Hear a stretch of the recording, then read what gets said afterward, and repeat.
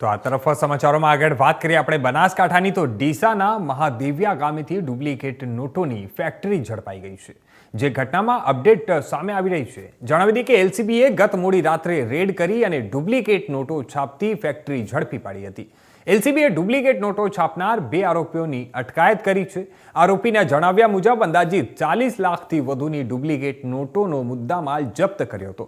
એલસીબીએ બાતમીના આધારે રેડ કરી અને મોટી કાર્યવાહી કરી છે। ત્યારે જણાવી દઈએ કે ગત મોડી રાતથી ડુપ્લિકેટ નોટોની ગણતરીનું કામ ચાલી રહ્યું છે। એલસીબીની કાર્યવાહી બાદ જિલ્લા પોલીસ વડાએ અંબાજી ખાતે એક પ્રેસ કોન્ફરન્સ યોજી હતી।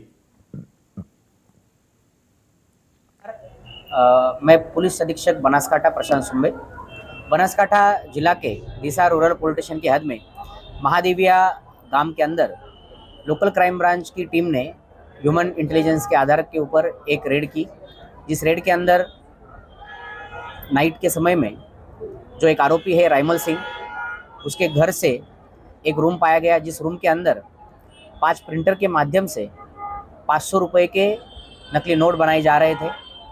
जो बरामद हुआ है उसमें अराउंड 39 लाख के 500 रुपये के नोट मिले हैं।